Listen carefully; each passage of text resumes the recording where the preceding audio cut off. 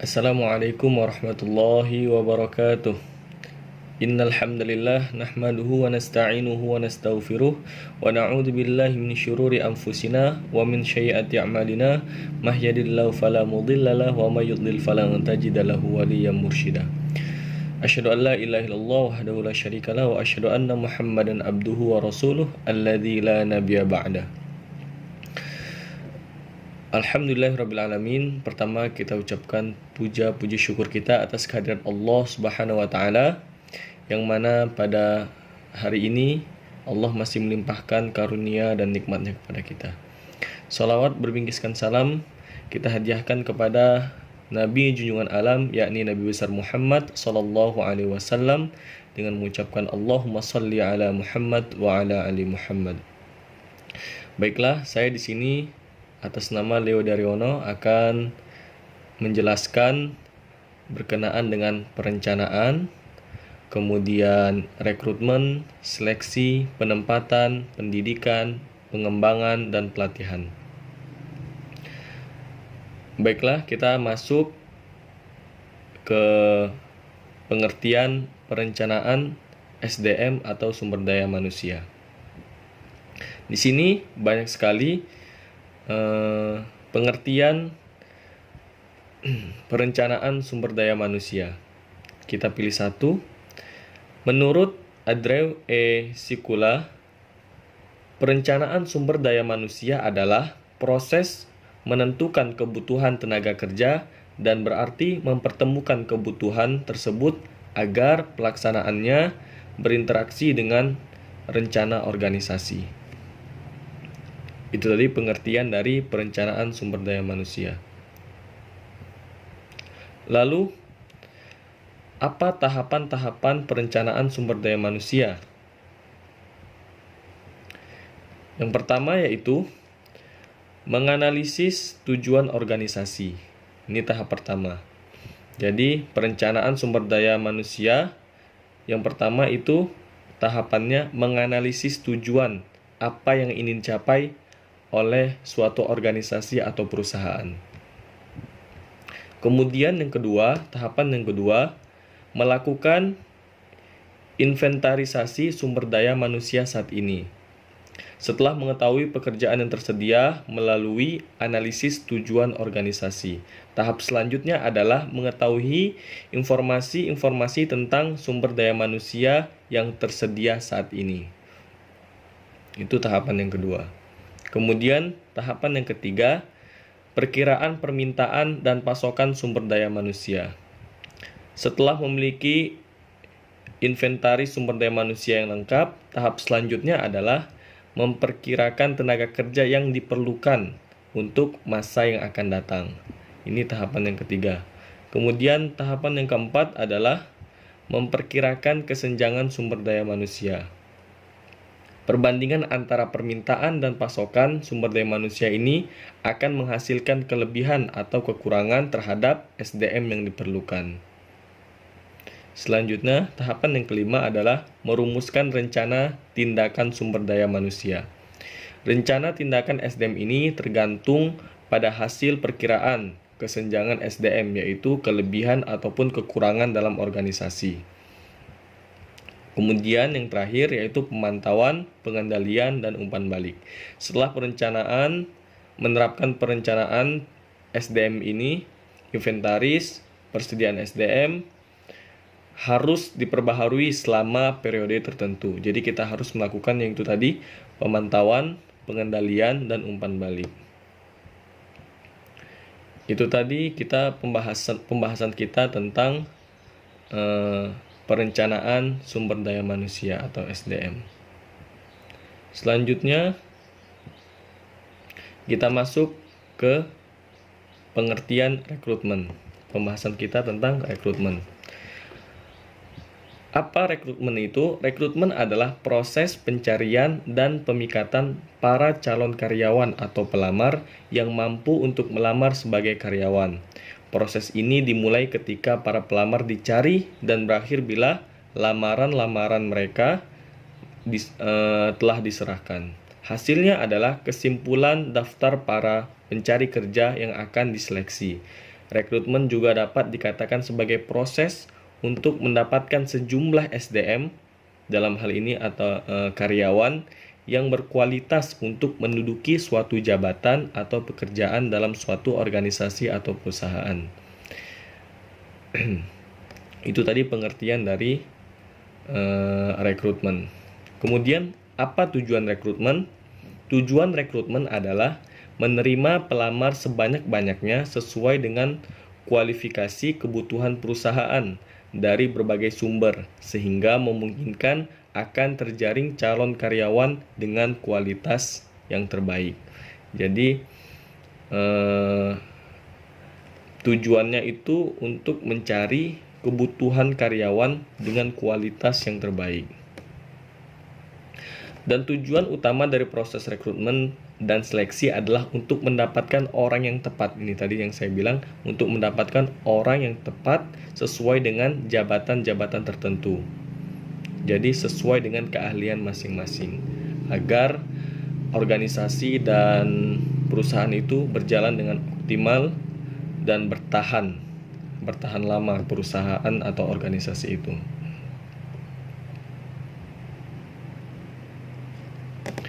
Penilaian kinerja dapat digunakan untuk yang pertama, mengetahui perkembangan yang meliputi identifikasi kebutuhan pelatih, kemudian umpan balik kinerja, menentukan transfer dan penugasan, kemudian identifikasi kekuatan dan kelemahan karyawan.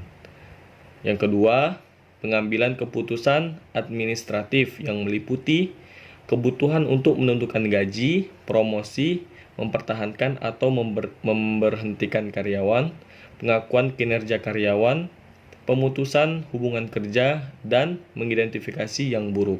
Kemudian yang ketiga, keperluan perusahaan meliputi perencanaan SDM, menentukan kebutuhan pelatih, evakuasi pencapaian tujuan perusahaan, informasi untuk identifikasi tujuan, evaluasi terhadap sistem SDM, dan yang terakhir penguatan terhadap kebutuhan perkembangan perusahaan. Kemudian yang keempat, penilaian yang keempat, dokumentasi yang meliputi kriteria untuk validasi penelitian, dokumentasi keputusan-keputusan tentang SDM, kemudian membantu untuk memenuhi persyaratan hukum. Itu tadi penilaian kinerja yang dapat dilakukan. Kemudian prinsip-prinsip rekrutmen. Yang pertama, mutu karyawan yang akan direkrutmen harus sesuai dengan kebutuhan yang diperlukan untuk mendapatkan mutu yang sesuai. Untuk itu, sebelumnya perlu dibuat yang pertama, analisis pekerjaan, deskripsi pekerjaan, yang ketiga, spesifikasi pekerjaan. Kemudian, prinsip yang kedua, jumlah karyawan yang diperlukan harus sesuai dengan job yang tersedia. Untuk mendapatkan hal itu, diperlukan yang pertama, estimasi kebutuhan tenaga kerja. Yang kedua, analisis terhadap kebutuhan tenaga kerja. Prinsip yang ketiga, biaya yang diperlukan diminimalkan. Selanjutnya yang keempat, prinsip yang keempat, perencanaan dan keputusan strategis tentang perekrutan. Yang kelima, prinsip yang kelima, flexibility.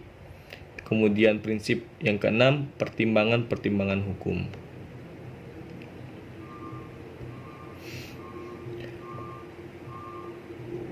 Itu tadi prinsip-prinsip rekrutmen.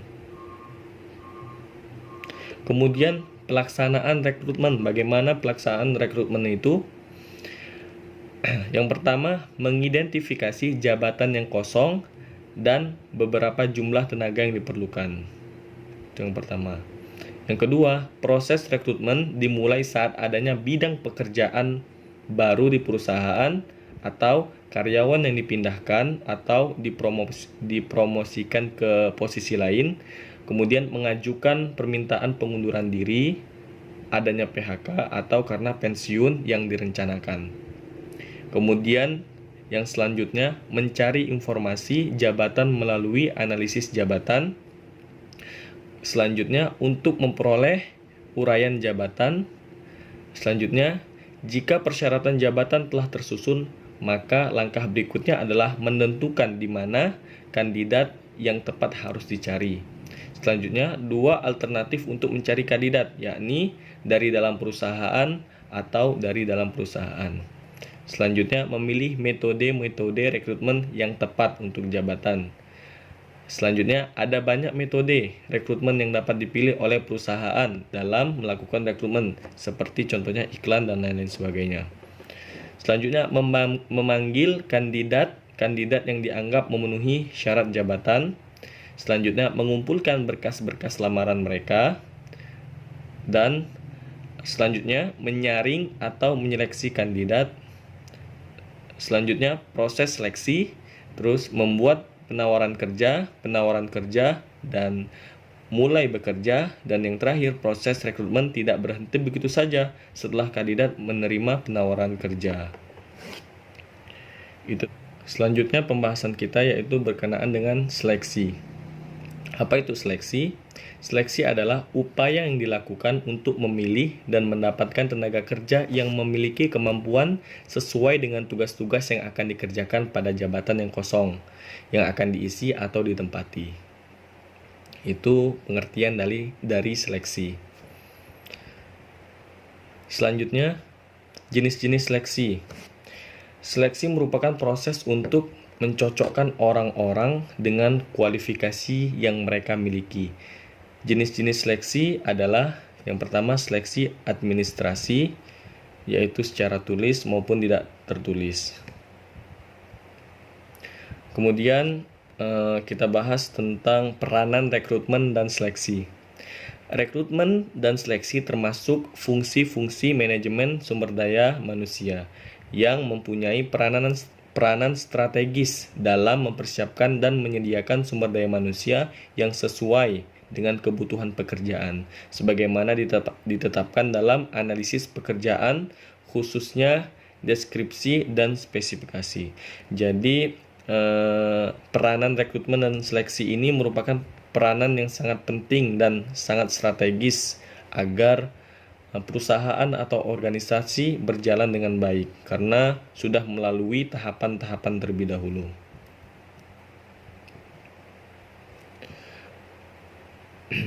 Baiklah, tadi kita telah membahas tentang perencanaan, kemudian rekrutmen dan seleksi. Kemudian kita masuk ke pembahasan penempatan. Jadi penempatan ini menurut ahli pada hakikatnya apa yang menjadi sasaran proses penempatan SDM ini yaitu sebagai berikut. Yang pertama, mengisi lowongan pekerjaan yang tersedia dalam perusahaan. Yang kedua, agar orang yang ditempatkan itu tidak terombang-ambing lagi dan menuju tempat dan apa yang akan dikerjakan. Selanjutnya yang ketiga, menempatkan orang yang tepat pada posisi dan tempat yang tepat pula. Yang terakhir, agar perusahaan dapat bertindak efisien dan dengan memanfaatkan SDM yang berhasil direkrut. Jadi, setelah kita melakukan tahapan-tahapan tadi, selanjutnya kita masuk ke tahapan penempatan. Jadi, ketika sudah ditempatkan, mereka sudah sesuai dengan job-job mereka. Untuk makna dari penempatan itu sendiri adalah penempatan merupakan penugasan atau penugasan kembali seorang karyawan kepada pekerjaan barunya. Keputusan penempatan lebih banyak dibuat oleh manajer. Sudah pasti ya, manajer memiliki andil dalam menentukan tempat. Kemudian pembahasan kita, setelah kita membahas tentang penempatan, kita masuk ke pengertian pendidikan, pelatihan, dan pengembangan SDM. Pendidikan dan pelatihan menyangkut proses belajar untuk memperoleh peningkatan keterampilan di luar sistem pendidikan yang berlaku dalam waktu yang relatif singkat, dengan metode yang lebih mengutamakan pada praktik daripada teori. Jadi, pendidikan dan pelatihan ini menyangkut dengan mengutamakan praktek lapangan daripada hanya teori. Pendidikan dan pelatihan ini sangat penting bagi karyawan baru maupun karyawan yang sudah lama. Jadi karyawan baru maupun lama itu penting untuk melakukan yang namanya pelatihan dan pendidikan. Pelatihan secara singkat didefinisikan sebagai suatu kegiatan untuk meningkatkan kinerja saat ini dan kinerja di masa mendatang.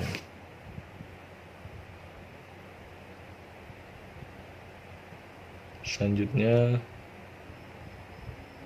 setelah kita tadi membahas tentang pendidikan dan pelatihan, kita masuk pengertian pengembangan. Apa itu?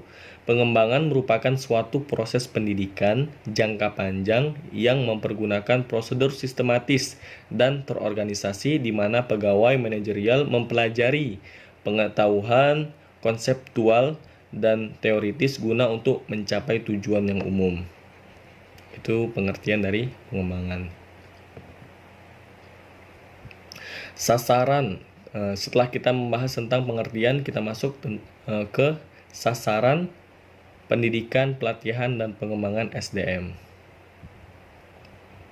Sasaran pelatihan yang dapat dirumuskan dengan jelas akan dijadikan sebagai acuan penting dalam menentukan materi yang akan diberikan. Cara dan sasaran-sasaran yang diperlukan. Cara dan sarana-sarana yang diperlukan. Sasaran pelatihan yang dapat dirumuskan dengan jelas akan bermanfaat dalam yang pertama, menjamin konsistensi dalam menyusun program pelatihan yang mencakup materi, metode, cara penyampaian, sarana pelatihan. Kemudian, yang kedua, memudahkan komunikasi antara penyusun program pelatihan dengan pihak yang memerlukan pelatihan. Kemudian memberikan kejelasan bagi peserta tentang apa yang harus dilakukan dalam rangka mencapai sasaran. Kemudian yang keempat, memudahkan penilaian peserta dalam mengikuti pelatihan. Selanjutnya, memudahkan penilaian hasil program pelatihan. Selanjutnya, yang terakhir, menghindarkan kemungkinan konflik antara penyelenggara dengan orang yang meminta pelatihan mengenai efektivitas pelatihan yang diselenggarakan. Jadi sasarannya, sasaran dari pendidikan, pelatihan, dan pengembangan SDM. Kemudian Siagian mengemukakan setidaknya ada dua manfaat mengetahui sasaran pelatihan dan perkembangan dan pengembangan. Di antaranya adalah satu, sebagai tolak ukur kelak untuk menentukan berhasil tidaknya program pelatihan dan pengembangan. Kemudian yang kedua, sebagai bahan dalam usaha menentukan langkah selanjutnya seperti isi program dan metode pelatihan yang akan digunakan. Tujuan dari pelatihan dan pengembangan adalah yang pertama, untuk meningkatkan kuantitas output. Yang kedua, untuk meningkatkan kualitas output. Yang ketiga, untuk menurunkan biaya limbah dan perawatan. Yang keempat, untuk menurunkan jumlah dan biaya terjadinya kecelakaan. Yang kelima, untuk menurunkan turnover, ketidakhadiran kerja, serta meningkatkan keputusan kerja. Dan terakhir, untuk mencegah timbulnya antipati karyawan. Setelah kita membahas tentang sasaran dan tujuan pelatihan, selanjutnya manfaat pendidikan dan pelatihan. Manfaatnya yang pertama, tidak hanya untuk karyawan saja, tetapi juga manfaatnya untuk perusahaan. Kemudian untuk hubungan SDM, intra, dan antar grup, dan pelaksanaan kebijakan. Selanjutnya, setelah kita membahas manfaat pendidikan dan pelatihan, kemudian kita masuk kebutuhan pendidikan dan pelatihan. Pelatihan akan berhasil jika mengisi kebutuhan pelatihan yang benar. Pada dasarnya, kebutuhan itu adalah suatu untuk memenuhi kekurangan pengetahuan, meningkatkan keterampilan, atau sikap, masing-masing bisa dengan kadar yang bervariasi. Kebutuhan dapat digolongkan menjadi yang pertama, kebutuhan memenuhi tuntutan sekarang, kedua, memenuhi kebutuhan tuntutan jabatan lainnya, ketiga, untuk memenuhi tuntutan perubahan.